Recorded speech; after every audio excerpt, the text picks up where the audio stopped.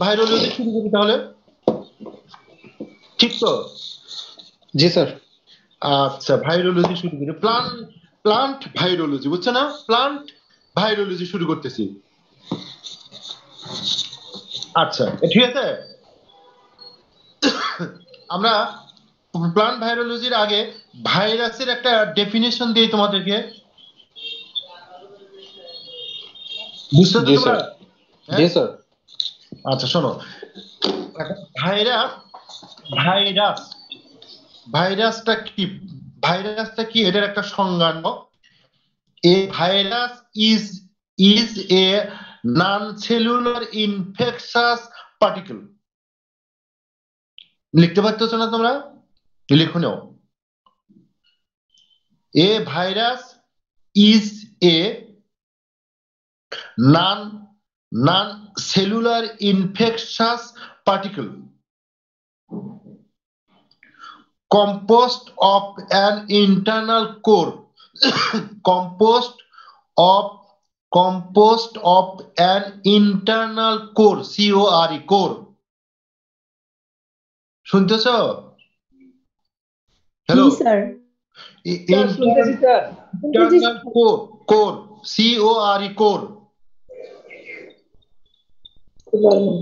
containing একবার না আবার বলবো, তোর ইয়ে করো, আবার বলবো আমি।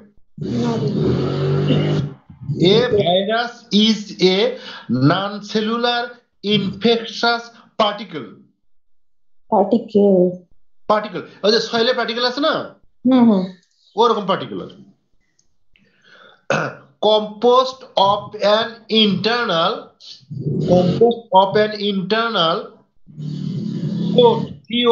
core core containing either DNA or RNA, containing either DNA or RNA, ব্র্যাকেটে লিখে নিতে পারো বাট নট বোথ, দুইটার একসাথে না, বাট নট বোথ, উভয়টি না। লিখেছ? Function as a template molecule, function as a template molecule function as a template molecule normally encased normally encased in a protective coat. শুনতেছো না তোমরা? হ্যালো স্যার নরমালি কি বললেন? নরমালি কমা দিয়ে নরমালি ইনকেসড ENCASED ইনকেসড মানে হলো মানে আবরণে থাকা আর কি, ইনকেসড। জি sir. Encased in a protective coat মানে হলো COAT কোট মানে আবরণ, ঢাকনা বা ঢেকে রাখা। Protective coat COAT coat, protective coat or coats মানে প্লুরাল, কোটের plural or coats of protein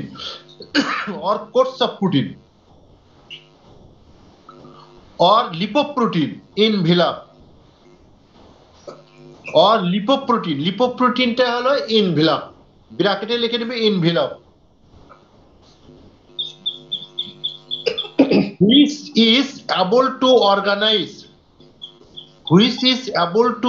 organize its own replication, own মানে OWN, own replication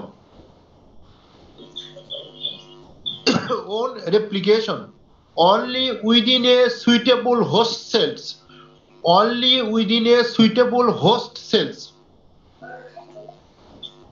which is able to organize its own replication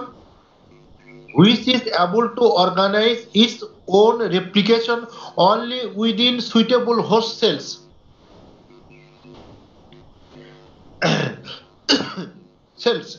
And too small মানে TOO, দুটো টির পরে দুটো ও দিব, too small and too small to be seen to be seen in the electron microscope. Too small to be seen in the electron microscope. Electron micro তোমাদের যে কোনো একটা ছেলে এটা আমাকে শোনাতে পারবা? স্যার আরেকবার একটু আপনি বলে দিলে ভালো হয় স্যার। আচ্ছা বলে দিচ্ছি, আবার বলে দিচ্ছি, কারণ ভাইরাসের সংজ্ঞাটা যদি বোঝো তাহলে দেখবে যে অনেক কিছু বুঝতে পারবে। হ্যাঁ আচ্ছা শোনো, a virus is a non cellular infectious particle composed of an internal core core containing either DNA or RNA bracketed both but not both but not both function as a template molecule normally encased in a protective coat or coats of protein. Cased in a protective coat or coats of protein or lipoprotein. লিপোপ্রোটিনের ব্র্যাকেটে হবে envelope which is able to organize its own replication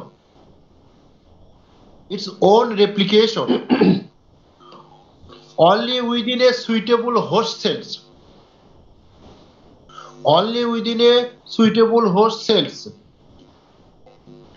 and too small to be seen in the electron microscope.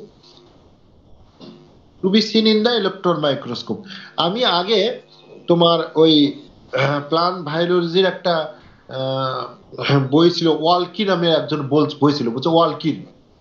হ্যাঁ, এবং এটা applied plant virology নামে ওয়ালকির একটা বই আছে। হ্যাঁ, হ্যালো, জি স্যার। ওই বইয়ের সংজ্ঞা পড়াতাম, তো আমি ওই বইয়ের সংজ্ঞাটাও আমার কাছে বর্তমানে যুগোপযোগী হচ্ছে না, বুঝছো। ভাইরোলজির কোনো কোর্স নাই, খুবই লিমিটেড কোর্স। মেডিকেলের ছেলেরা কিন্তু ভাইরোলজি জানে না, কিন্তু ওরাই ডিল করতেছে। ভাইরোলজি জানি হলে আমরা, কিন্তু আমরা ওটা ডিল করতেছি না, এর ব্যাপার। আচ্ছা যাই হোক, দেখতে পাচ্ছ তোমরা? জি স্যার। আচ্ছা শোনো, তাহলে আমি যে ডেফিনেশনটা দিয়েছি, আমার এই ডেফিনেশনটা এটা হলো একাডেমিক ডেফিনেশন, বুঝছো, একাডেমিক ডেফিনেশন। এটাকে আমি বলছি যে একাডেমিক ডেফিনেশন।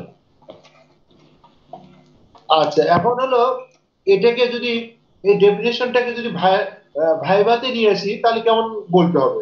এত বড় ডেফিনেশন তো ভাইভা মোডে বলা যাবে না। জি স্যার। তোমাকে জিজ্ঞাসা করে হোয়াট ইজ ভাইরাস, তাহলে উত্তরটা দিবে কি? এই সম্পূর্ণ ভাইরালজি যত বড় ডেফিনেশন, এটা কি মুখস্থ চাপড়ে নাও থাকতে পারে। জি স্যার। এটা একটা তিন শব্দের একটা ডেফিনেশন আছে। ডেফিনেশনটা হলো virus is an infectious নিউক্লিওপ্রোটিন particle. Sir শোনা যাচ্ছে না? স্যার শোনা যায় না স্যার? হ্যাঁ, শোনা যাচ্ছে না?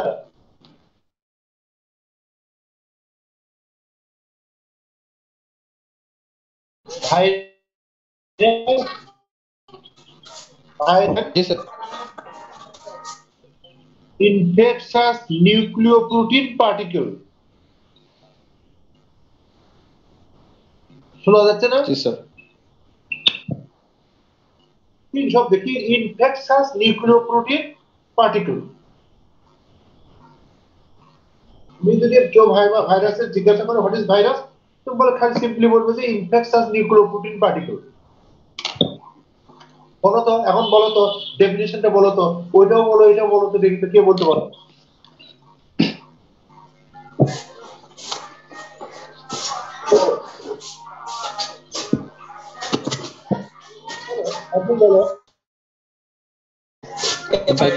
non-cellular infectious particle composed of an internal core containing either DNA but RNA but nor both.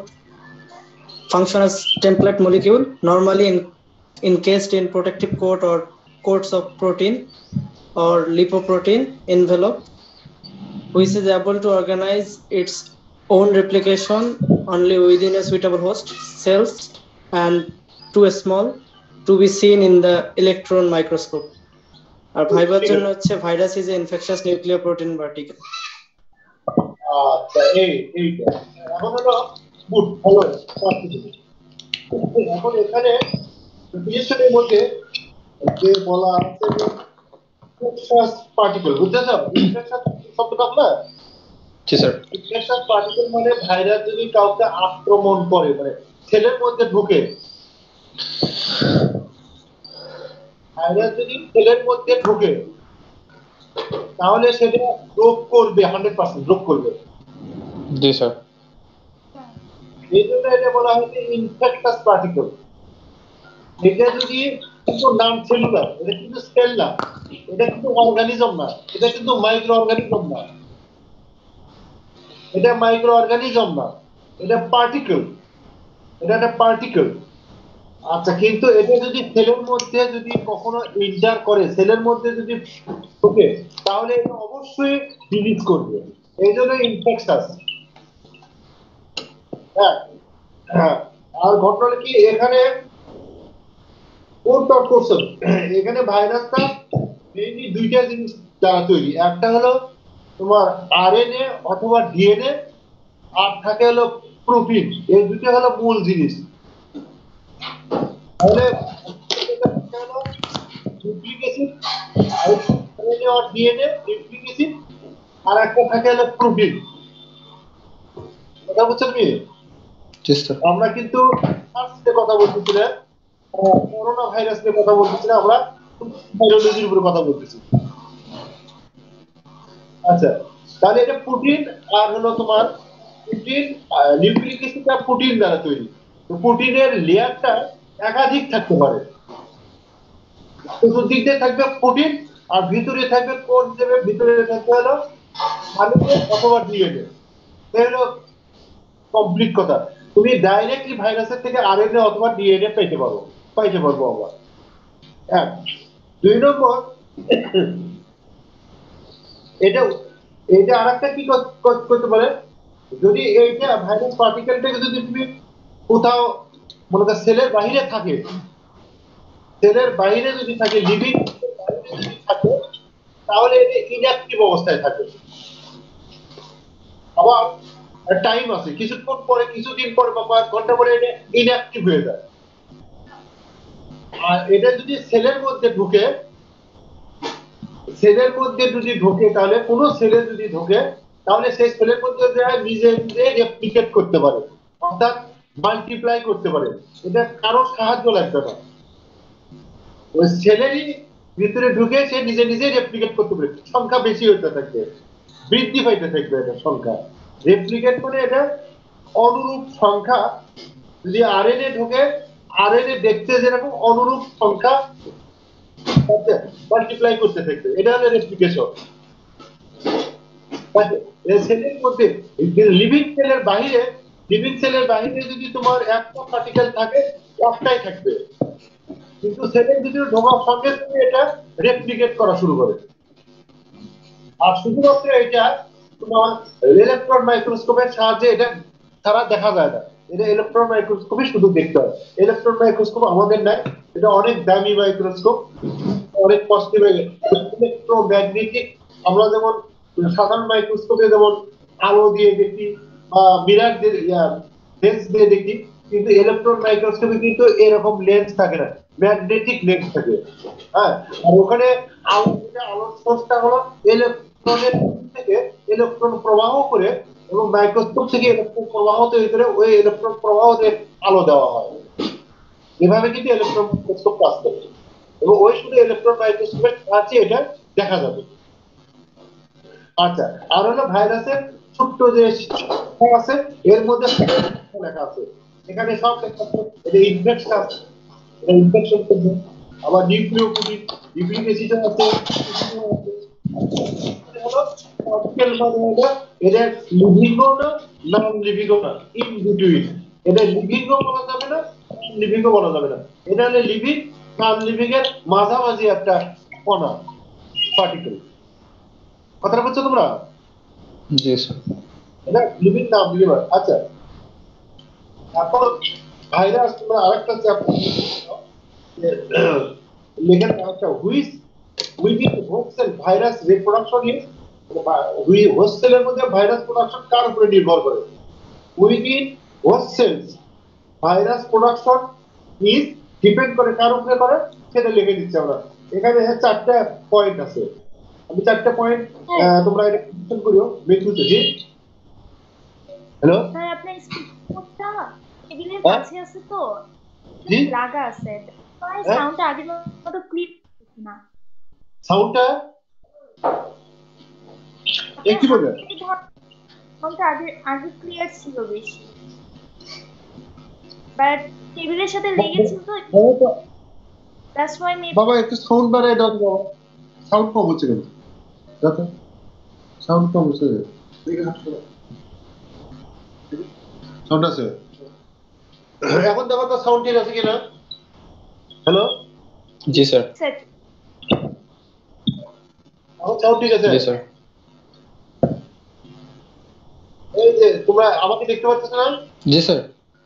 এই যে আমার ছোট ছেলে আছে এখানে, এই আসো না, লজ্জা আসো পাচ্ছে। না, হ্যাঁ যাও না, শুনি যাও যাও। ও, আচ্ছা শোনো, এখন এখন শোনা যাচ্ছে কিনা? Within host cells virus production is depend করে কার উপরে? একটা পয়েন্ট আমি খুব দ্রুত বলে দেবো, সব নোটে কিন্তু দেবো না, বুঝেছো? তোমরা কিছু নোট কালেকশন করে দেবো, এখানে বেসিক পয়েন্ট গুলো বলে দেয়, তাই না? জি স্যার।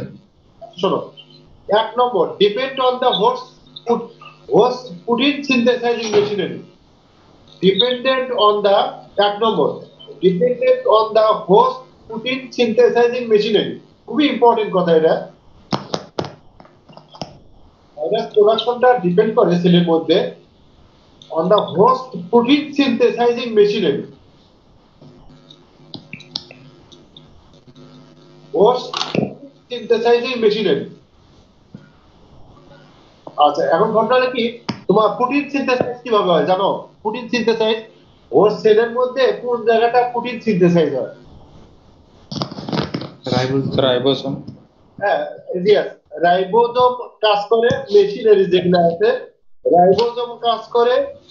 রাইবোজোমের কিন্তু রাইবোজোমাল আরএনএ, জি স্যার। আরআরএনএ। টিআরএম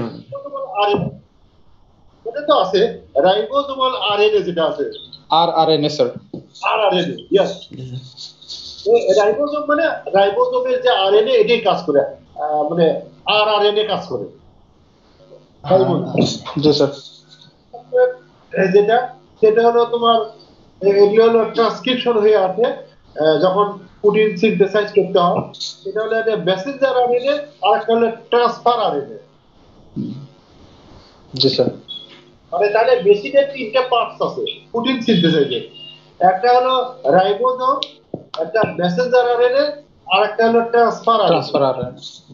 এই 3টে নিয়ে তোমার কিন্তু সেলের অল সেলস, লিভিং সেল কিন্তু প্রোটিন তৈরি করে। কথাটা বুঝতে পারছি? জি স্যার। এখন ভাইরাসকে আমরা, ভাইরাস অনেকটা, ধরো যে এই যেমন যে মায়ানমারে হয়েছে না, সামরিক অভ্যুত্থান হয়েছে না? জি স্যার। মায়ানমারে সামরিক অভ্যুত্থান হয়েছে না? কি স্যার? মায়ানমারে স্যার। মানে জি স্যার সামরিক বাহিনী ক্ষমতায় এসছে না? জি স্যার। এখন হলো কি তোমার, আমরা ভাইরাসকে যখন সেলের মধ্যে ঢুকে প্রবেশ করে, তখন সেলের যে নরমাল অ্যাক্টিভিটিস থাকে, যে নরমাল ফাংশন গুলো থাকে সেলের, সেই ফাংশনগুলো করতে পারে না। বুঝলেন? এখন এ করে কি, যেমন মনে করো যে এর পরে কি ভাইরাস পার্টিকেল যেটা ঢুকবে, এই ভাইরাস পার্টিকেল যে ইনফরমেশনটা দিবে, যে কাজটা করতে বলবে, সেলটা সে কাজটাই করে। যেমন তোমার ধরো আমরা বলি যখন সামরিক বাহিনী ক্ষমতায় আসে তখন কি করে প্রথমে বলো তো? তোমার পার্টিসিপেন্ট কতজন আছো তোমরা, কয়জন? স্যার 200 জন। বলছি তো 200, তাই না? জি স্যার। কিন্তু তোমরা ছাত্র তো অনেক বেশি না,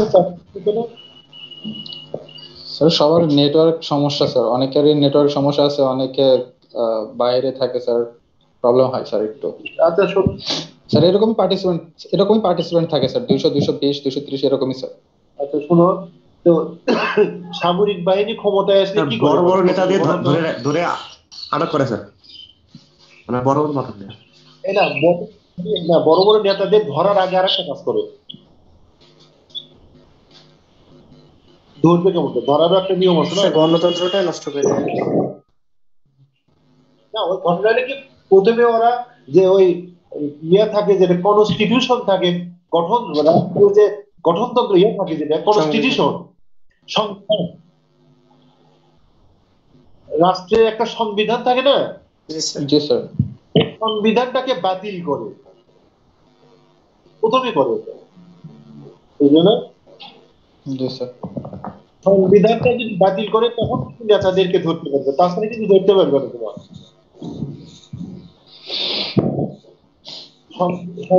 সংবিধানটা বাতিল করে ওরা করে কি, সংবিধান বাতিল করে সামরিক বাহিনীর একটা কনস্টিটিউশন আছে নিজস্ব সামরিক বাহিনী।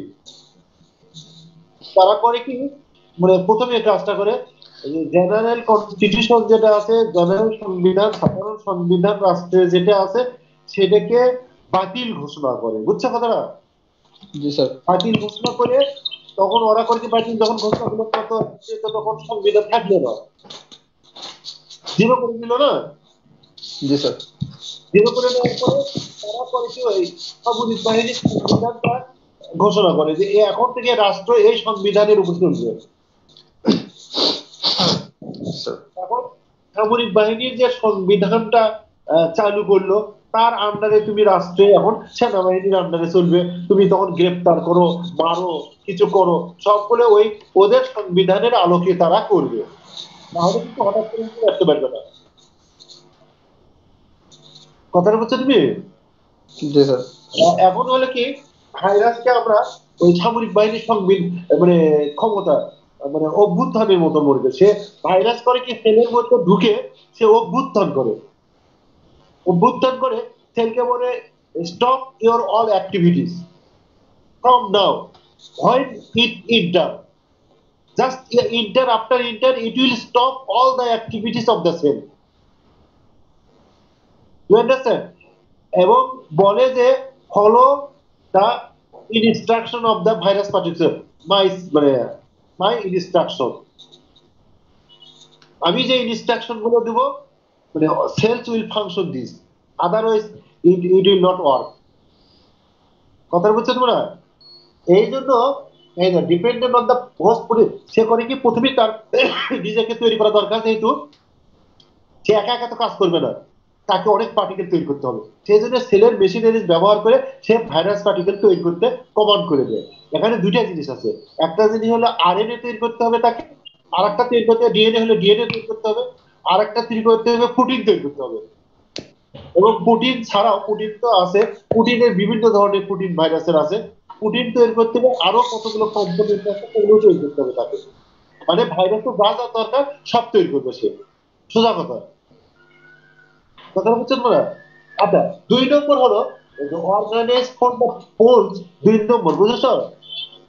Organise from the poles of the record materials rather than by binary fission. Organise লিখতেছো তোমরা? জি স্যার বলেন। Organise from the pools. Pools মানে হলো POOLS, পুলস। পুলস মানে মানে কোনো একটা জায়গায় যদি একটা অনেকগুলো জিনিস একসঙ্গে রাখা হয়, তাহলে আমরা ওটাকে পুল বলি। বুঝছেন? পুল করে রাখা হয়েছে, জি স্যার। মানে অনেক জিনিস Organized from the pools from the pools of the required materials. required materials rather than binary fission, rather than by binary fission. এটা বাইনারি ফিশন করে না, এটা অর্গানাইজড করে পুলস থেকে। এটা কথাটা কি বুঝতে পারবে তোমরা? স্যার শুরু থেকে একটু বলেন, শুনি নাই sir. শুনুনি, organized from the pools of the required materials rather than by binary fission. লিখছো তো? পয়েন্টটা লিখছো? দুইটা স্যার। জি স্যার। আচ্ছা, পয়েন্টটা এখন বলছি যে বুঝতে পারতেছো কিনা এই পয়েন্টটা?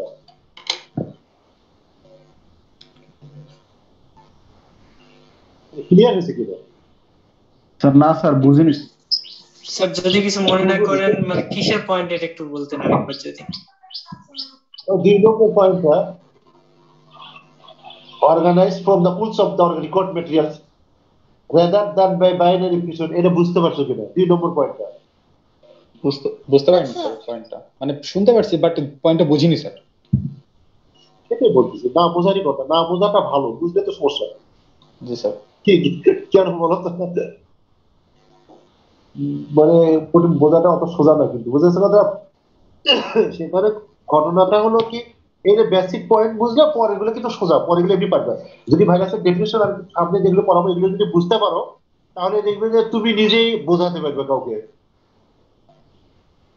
জি স্যার।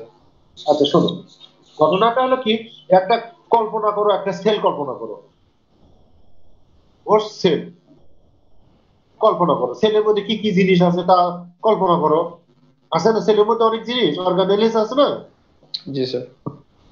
এখন সেল করে কি, মনে করো যে সেল তো বিভিন্ন খাবার খেয়ে সেই সমস্ত নিউট্রিয়েন্ট গুলো তো সেলের মধ্যে যায়। তো জি স্যার।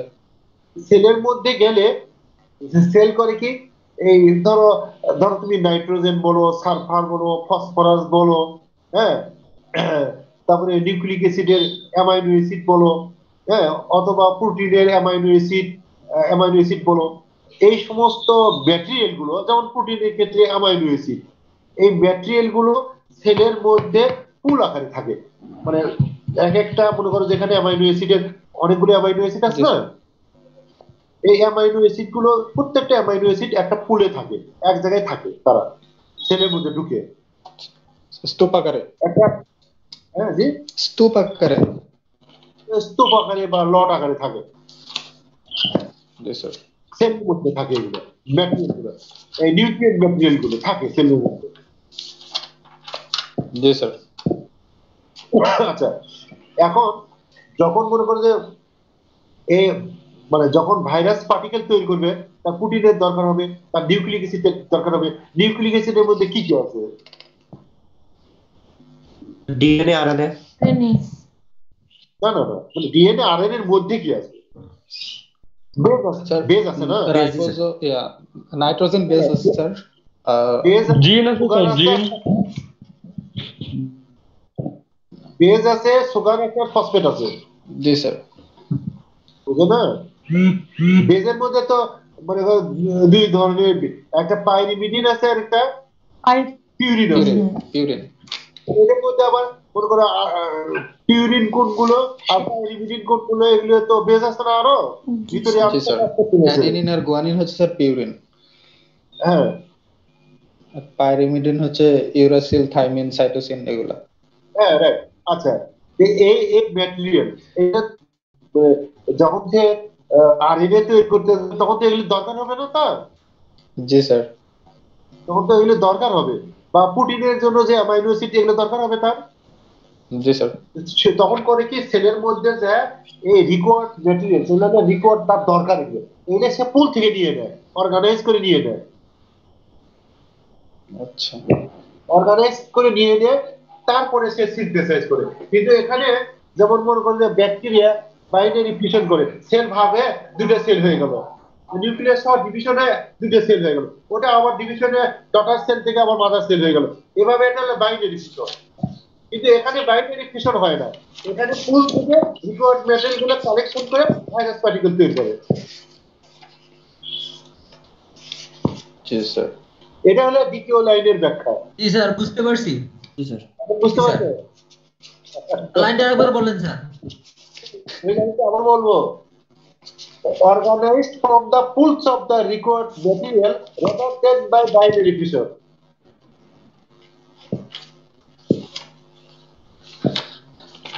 ঠিক আছে?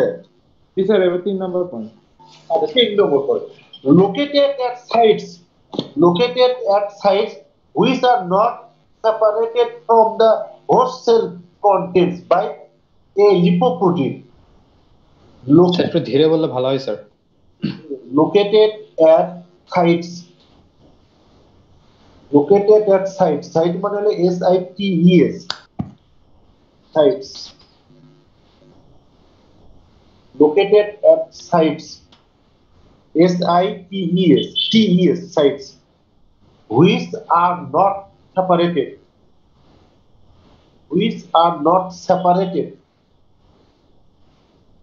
From the host cell contents by a lipoprotein.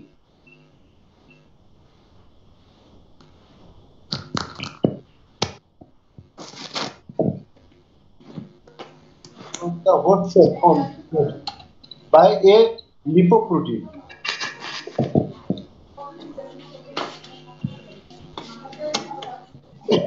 Located at sites and মনে করো যে এমন হয় না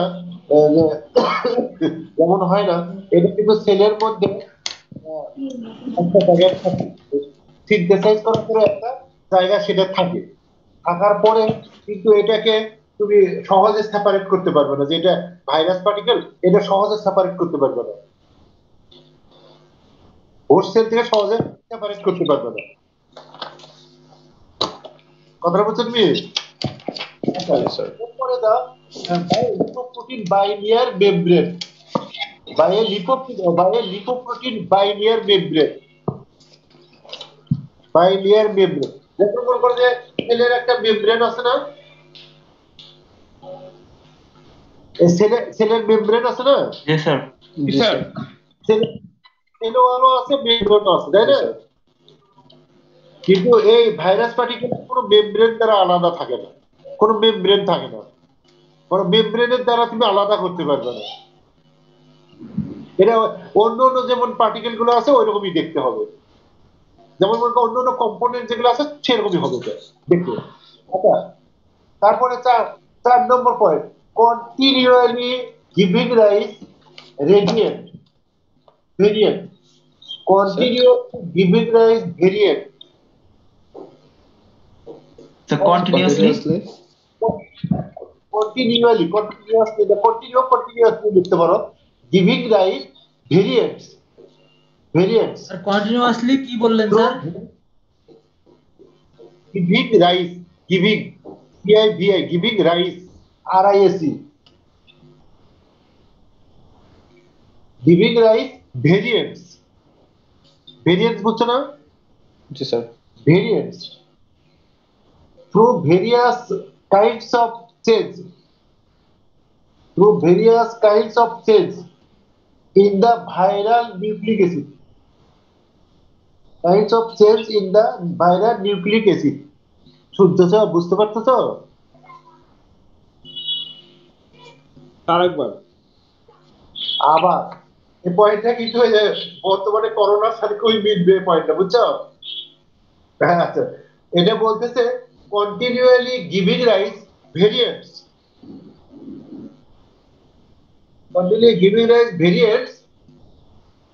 থ্রু various kinds of